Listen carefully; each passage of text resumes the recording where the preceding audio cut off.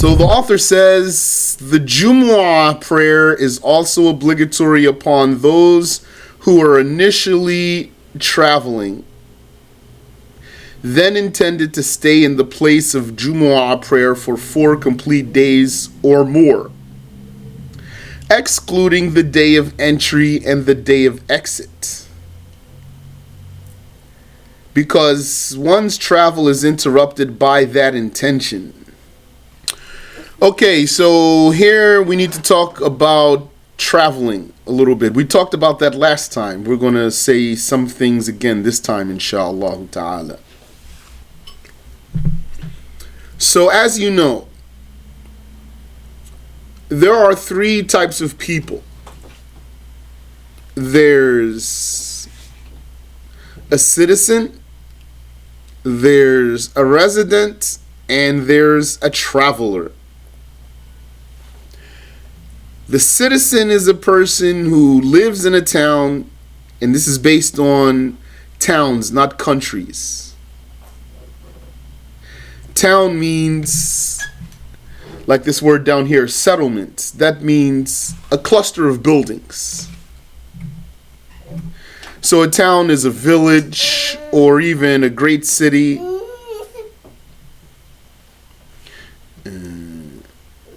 So a citizen is a person who lives in a town and he stays there. He doesn't leave the town in the summer or the winter except for an errand. And then he comes back to that town. These are the people who are obligated to establish the Jumu'ah. The resident is the person who stays in a town for 4 days or more. There's no upper limit. So the lower limit for a resident is 4 days. There's no upper limit, but he intends to leave eventually and go back home. So this person is called muqim, resident. The citizen is called mustawtin. The resident is called muqim. So these muqims, these residents, they are obligated to go to Jumu'ah if the citizens establish the Jumu'ah, and they do not establish a Jumu'ah. I gave you some scenarios of that. Like some people who go on a retreat. Yani, they go to a campsite. And they stay there for a number of days. But none of them are citizens of this settlement. This settlement here means these cabins and mess hall and outhouses. This cluster of buildings here. None of them are citizens of this settlement. All of them are only residents staying for at least 4 days or more, but with the intention to go home eventually. So there's no Jumu'ah for them if there are no citizens who can establish this Jumu'ah. Another example, some people who are on a college campus. A college campus that is its own settlement, its own town. Has dorms, has cafeteria, etc. So if there are no citizens for or of this settlement, then there's no Jumu'ah for those Muslims on that college campus or university campus. And also another case is the case of prisoners. If they're staying in that settlement, might have a wall around it or a gate around it, or it might not. And they're staying there for 4 days or more, but with the intention to leave eventually. That's most of them. Then if there's no citizens there, then the residents do not establish a Jumu'ah. But if there were citizens in a settlement, then the residents have to go to the Jumu'ah if the citizens establish it. The citizens being, like we said, 40 in number, 39 plus the imam. And that's not a condition that the imam is a citizen, though. We're just talking the minimum. The minimum is 40 citizens, according to the strong saying of the Shafi'i school, not by consensus. 40, and that's going to be 39 plus the imam. But if they had 40 citizens and a 41st person was a resident giving the khutbah, leading the prayer, that's valid. And then the third type of person is the traveler. The person who stays in a town or a settlement for 3 days or less with the intention to, for 3 days or less, not including entry and exit days. When we say 3 days or less, we're talking about he's in the town. We're not talking about he's actively traveling. His travel might take a long time, more than 3 days. The active traveling itself to get from point A to point B. He'll be a traveler all of that time. When he reaches a town, if he's going to stay there for 3 days or less, not including entry and exit days, then he's still a traveler. You said, what is defined as a resident? A resident is a person who stays in a town for 4 days or more, but with the intention to leave. There's no upper limit. So you might stay in a town for 6 months, for 10 years, or the like. This traveler is not obligated to attend Jumu'ah. He can skip Jumu'ah. And this traveler has other permissions also, like breaking his fast and wiping on his khuf for 3 days and shortening and combining his prayers according to the Shafi'i school. So, the Jumu'ah prayer is obligatory upon those who were initially traveling and then intended to stay in the place of Jumu'ah prayer for 4 complete days or more. That means the residents. Jumu'ah prayer is obligatory upon the residents, because one's travel is interrupted by this intention, the intention of staying in this town for 4 days or more. It is also personally obligatory upon those who live outside of the settlement of Jumu'ah prayer, even if they lived in tents, provided that they can hear the prayer provided that they can hear the call to prayer, the adhan, of a loud voiced person standing at the closest edge of the settlement to them. So we're saying here, so you have the town of Jumu'ah, and there are some people who live outside of the town of Jumu'ah, and even if they live in tents, and if someone were to go to the edge of the town that's closest to them and call the adhan there with a loud voice, and there's nothing to hinder his voice, like there's no howling wind or loud construction or the like, they could hear, even if there were noise. But the thing is, if there wasn't noise, they could hear. Then they would be obligated to enter into the settlement and attend the Jumu'ah. Hence, if the call to prayer isn't audible to the outlying residents because of its being recited in the middle of the settlement, or called, because of it being called in the middle of the settlement, then this does not exempt them from being required to attend. Not, like I just told you. As for isn't, that's a contraction. Contractions are regarded as less formal. It is therefore an obligation to attend, considering the outlying residents heard the adhan with normal hearing, considering the outlying resident heard the adhan with normal hearing and he recognized what he heard as the call to prayer, even if it was not coherent.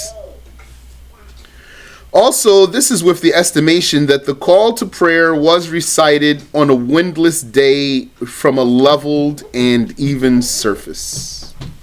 Nah. Conditions for a valid Jumu'ah prayer are 4. The conditions for a valid Jumu'ah prayer are 4. It is a condition for it to be performed within the early afternoon prayer time, at Dhuhr time. You have to do Jumu'ah at Dhuhr time. Hence, if Dhuhr time expires, it must be made up as Dhuhr.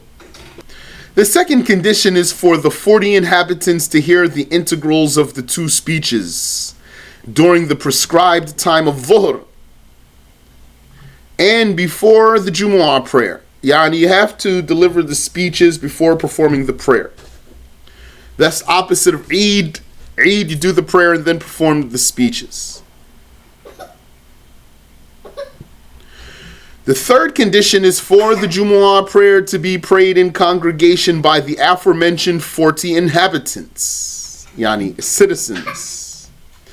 Hence, Jumu'ah prayer is not valid if prayed individually. You cannot pray Jumu'ah prayer individually. Some prayers cannot be prayed individually. They must be prayed in congregation. Friday prayer must be prayed in congregation. And the Shaykh will show us some other prayers that must be prayed in congregation. Lastly, it is a condition for there not to be another Jumu'ah prayer prior to it or simultaneous with it in the same settlement. Yes, that's a saying in the Shafi'i school. I don't know if it's the stronger saying. I'll have to review.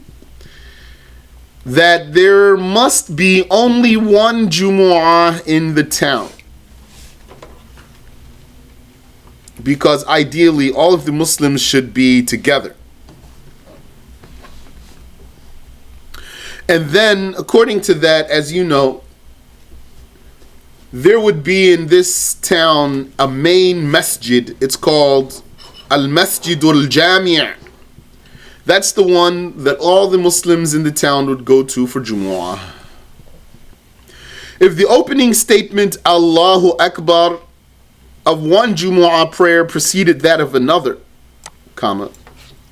then the former would be valid provided its precedence is known, and the latter would be invalid. That's according to this saying, that there must be one Jumu'ah in the town. This is what Imam Ash-Shafi'i stated. The words of Ash-Shafi'i himself are that there should be one Jumu'ah in a town. The determining factor for precedence or simultaneity is by utterance of the letter Ra of the prayer's opening statement, Allahu Akbar, the R. In Akbar, you said, I've heard of some mosques who provide more than one Jumu'ah prayer. Is it invalid if someone attends one of those Jumu'ah prayers? Well, so far, all we said is that there must be only one Jumu'ah in the town. So that would mean you can't have 2. Some Shafi'i scholars, though, said that this is the case if the people were able to congregate in one place but neglected to do so. You're welcome. This is the case if the people were able to congregate in one place but neglected to do so. That's a saying in the Shafi'i school. There has to be one Jumu'ah in a town. That's it. That's what was done during the time of the Prophet sallallahu alaihi wasallam. They never did during the time of the Prophet more than one Jumu'ah in a town. Also during the time of the 4 caliphs, they did not do more than one Jumu'ah in a town. However, if it is difficult for them to congregate in one place, then it is permissible to hold as many Jumu'ah prayers as are needed. And then both the former and the latter would be valid. That's according to saying, that's according to another saying in the Shafi'i school. I told you though that Imam Ash-Shafi'i himself, he said one Jumu'ah in the town. So then one could ask, if Ash-Shafi'i himself said one Jumu'ah in a town, one Jumu'ah per town, then how could some Shafi'i scholars say otherwise? The answer is because they interpreted a Shafi'i statement. The qualified lower mujtahids in the Shafi'i school, they interpreted a Shafi'i statement to be in reference to ease, not difficulty. And they said, as for in the case of difficulty, then you can have multiple Jumu'ahs in a town. That's some of the Shafi'i scholars. This is a saying. And others, they said, no, Ash-Shafi'i said what he meant. One Jumu'ah per town. Therefore, there's two sayings in the Shafi'i school here. But you do need to know, it's very important, that a Shafi'i scholar cannot disagree with a Shafi'i. Some people don't understand that. They think a Shafi'i scholar can disagree with a Shafi'i. He cannot. And the Hanafi scholar cannot disagree with Abu Hanifa, and like that. The Maliki scholar cannot disagree with Imam Malik. So what happens there? How is this? Sometimes the scholar wouldn't know what the Imam said. He would be a scholar who's qualified, yani, he would be a scholar who's saying has weight in his madhab. If he gives a fatwa, that fatwa would stand in the madhab. It would have standing in the madhab. But he might not know sometimes that the Imam said something. So then it's not going to have weight, really. You cannot contradict the Imam of the madhab. For example, Imam An-Nawawi, he said that a woman is obligated to cover her face. So some Shafi'is, they give credence to this saying of An-Nawawi, although a Shafi'i did not say that. And no mujtahid said that actually, and none of the mujtahids in the Shafi'i school said that. All of the levels of scholars higher than An-Nawawi, none of them said that. And An-Nawawi's statement really is a mistake. May Allah have mercy upon him. An-Nawawi's statement is a mistake, really. But some of them, they would say, no, An-Nawawi, we're going to take An-Nawawi's saying. As if they're saying, he disagrees with Ash-Shafi'i. He cannot disagree with Ash-Shafi'i. So keep that in mind. Now I won't go farther. Let's keep moving. The integrals of the two speeches are 5. The first 3 integrals are praising Allah. You said I went out on your end. What did An-Nawawi say? An-Nawawi said the woman is obligated to cover her face. So that's a mistake. He didn't take it from any of the higher scholars over him. He thought that this was something that Ash-Shafi'i said, but it's not. So the two integrals, the integrals of the two speeches are 5. The first 3 integrals are praising Allah by using the particular phrases Alhamdulillah or Lillahi alhamd or what is similar, yani praising Allah using hamd, some form of ha, mim, dal, alhamd. Also, as-salatu ala nabi, that means prayer for the Prophet sallallahu alaihi wasallam by using the letters of Sad, Lam, Ya, like saying Sallallahu ala Muhammad or Allahumma salli ala Muhammad or the likes, or what is similar. And commanding the attendants yani, the attendees, I'm not familiar with this word attendant, to be God-fearing by urging the people to be obedient and to avoid sinning, or either of the two. Yani, like to say, ittaqullah, fear Allah. Saying Alhamdulillah, As-salatu ala Nabi, and enjoining God-fearingness are mandatory in both speeches. The fourth integral is reciting a verse from the Quran. A verse that has a sought meaning in either of the two speeches. Therefore, it is not sufficient to recite what is similar to Ayah 21 of Surah Al-Muddathir. Thumma nadhar. It means, then he thought. The fifth integral is supplicating Allah for the believers. Yani, praying to Allah for the believers in the second speech in particular. Such as saying, Allahumma ghfir lil mu'mineen, which means, oh Allah, forgive the believers. So that's it. If you just do that, then this is a valid khutbah. That means, if all you do is,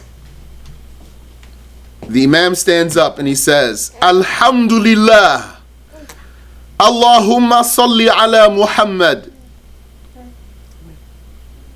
Slaves of Allah, ittaqullah, fear Allah. And then he sits down. And then he stands up and he says, or he recites an ayah before he sits down. And then he stands up and then he says, Alhamdulillah, wa sallallahu ala Muhammad. Or let's say he says, Lillahi alhamd. وصلى الله على محمد. عباد الله, slaves of God, ittaqullah, fear Allah. Allahumma ghfir lil mu'mineen, oh Allah, forgive the believers. Aqimis salah, make the iqamah. And then he comes down to pray. That's valid. Anything else is just for benefiting the believers. And it's recommended that the speech is short. The Prophet ﷺ said an indication that the speaker has knowledge is that his speech is short and his prayer is long. MashaAllah. Once I did that. I did a short speech and long prayer. So then one brother, he said after me, I loved your speech, it was so brief, but your prayer was very long. So then the author says, conditions for the validity of the two speeches. In addition to what was mentioned before, are 7. The first condition is purification from both states of ritual impurity, the minor and the major ritual impurities, along with purification from non-exempted najis filth on the body, place, and what is carried by the speaker, his clothing and the like. So it's like the prayer itself. The khutbah, when it comes to purification, is like the prayer itself for the imam who's delivering the speech. He should not be requiring ghusl or wudu, and he should not have najasa on his person, unexempted najasa, that is.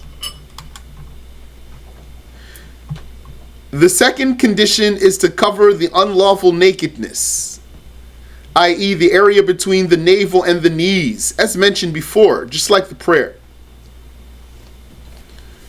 So imagine, yani, what if the imam was standing there and all he had on was izar, and his chest is bare, and he has hairs on his chest even, and he delivers, he says, Alhamdulillah, Allahumma salli ala Muhammad, Ibadallah, ittaqullah, Qala Allahu ta'ala, Kul huwa Allahu ahad, and then he sits down.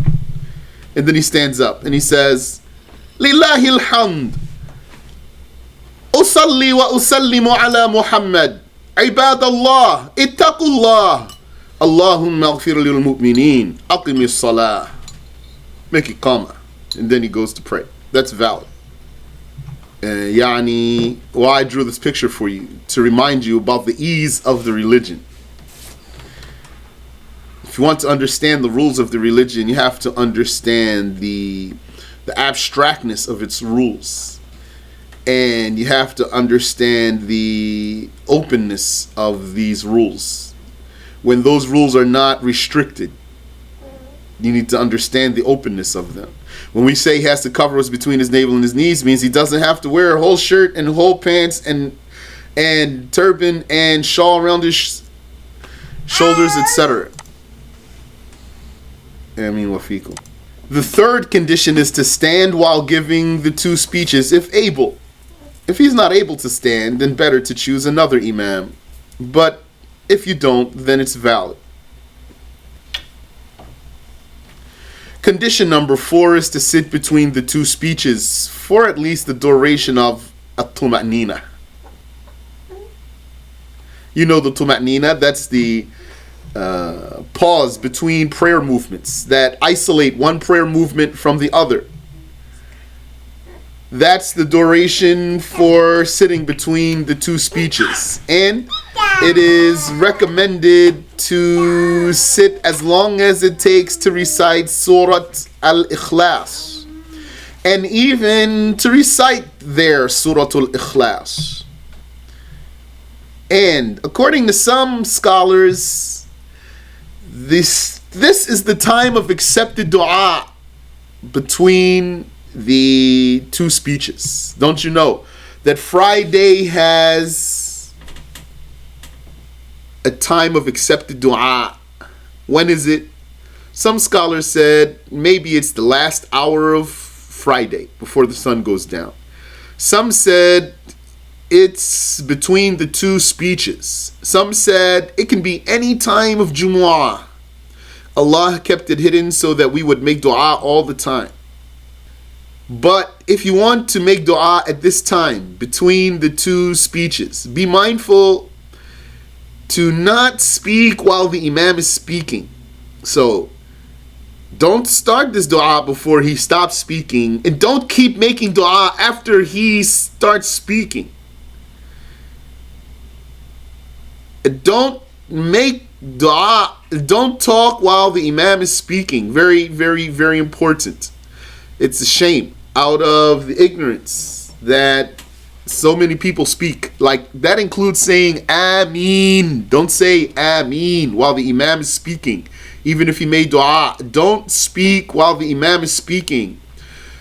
Except to make salah and salam on Prophet Muhammad when his name is mentioned.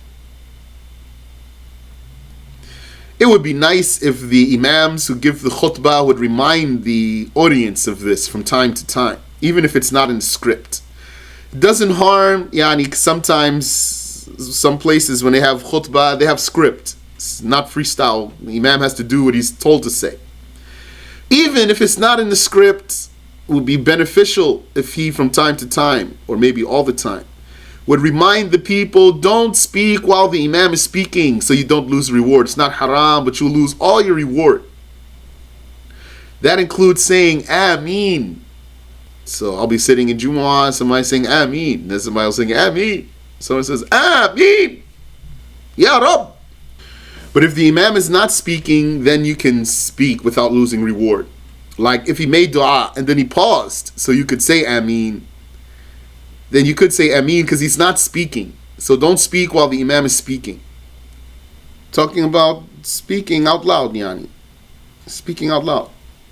No, that's speaking. Saying it under your breath is speaking. Don't return someone's salam. Don't participate with someone who doesn't have good judgment. He's trying to talk to you about something that he thinks is important. It's not important. Don't even tell the other person to be quiet. Don't say it. You could signal to him, but don't speak to him. The one who tells the other one to stop talking loses his reward. And now I don't have the evidence for it. Insha'Allah ta'ala,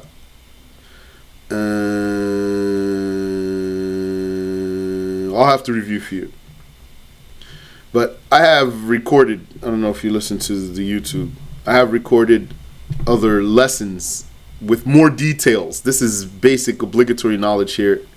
I have more detailed lessons about prayer, the book of prayer. So maybe the proof is in some of those lessons. But at the time I don't have the evidence in mind. But what's correct that it's not haram, but makruh. You lose all your reward. That's if you can hear the imam also. If you can hear the imam. If you can't hear the imam, like, let's say there's a large crowd, you're far from the imam, and he doesn't have a microphone, and you cannot hear him, then you could make dhikr. But if you can hear him, then you don't speak while he's speaking. But that thing I said, that's a hadith. The one who speaks, the one who says to the other one to be silent, he will lose his reward. That's a hadith, but I don't have the reference. Insha'Allah ta'ala. The fifth and sixth conditions are to observe the succession without what is considered normally a lengthy interruption by that which is not related to the speeches. Between the integrals of the two speeches as well as between the two speeches and the prayer. Yani, you have two speeches and you have a prayer.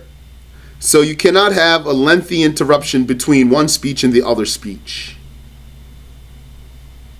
And you cannot have a lengthy interruption between the speeches and the prayer itself. Lengthy interruption here means something that's unrelated to the speeches. So you have the integrals of the speeches themselves. And then all the talk that's other than those integrals, that's related to the speech, that's for benefiting the audience. This doesn't count as a lengthy interruption. Yani, because the khutbah might go on for, let's say, 15-20 minutes.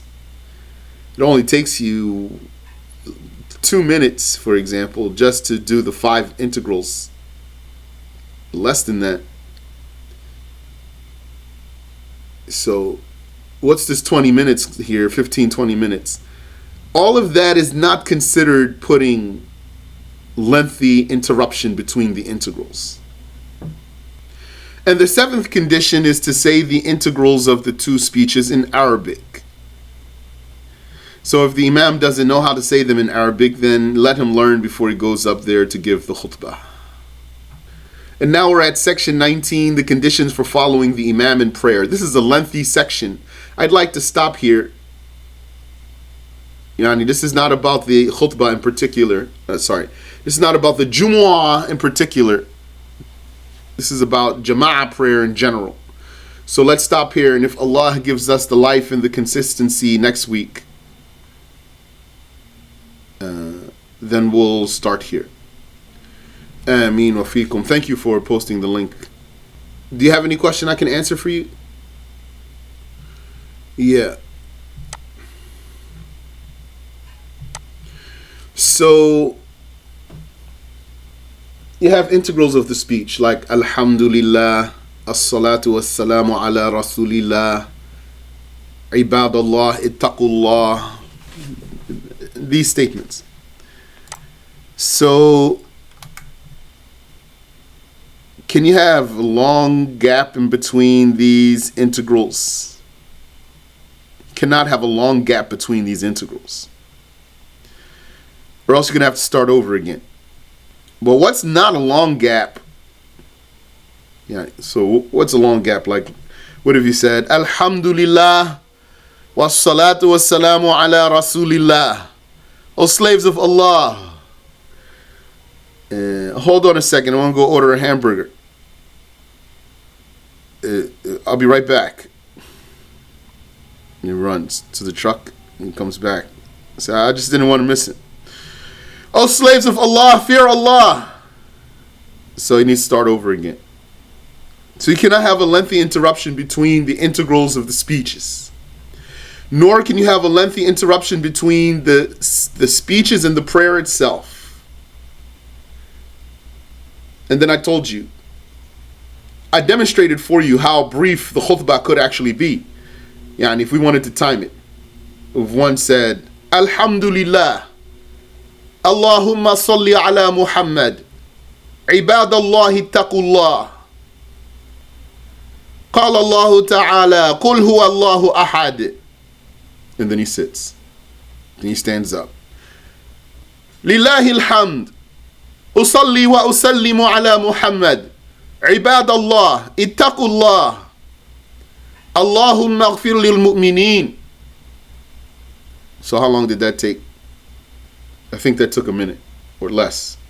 So if that's how quick the khutbah can be, and we're saying you cannot have lengthy interruption between the integrals, then how are you going to have 15-minute, 20-minute khutbah? The answer is that those words that are for benefiting the audience are not considered as a gap between the integrals of the khutbah. You said, after I separated some money intending as my zakat, can I change my mind and use the money for something else? I don't know. You said, can a person translate for the one who gives the speech? Is he talking while the imam talks? He cannot talk while the imam talks, meaning that's makruh, not haram. So if you talk while the imam talks, it's disliked. You lose your reward. As for people who follow Malik, I don't know what's the Maliki school. So if he doesn't talk when the imam talks, then I'd mentioned for you, if you don't talk when the imam's talking, then there's no issue. Nah. Amin wa fikum. Subhanaka Allahumma wa bihamdik. Ashhadu an la ilaha illa anta astaghfiruka wa atubu ilayk.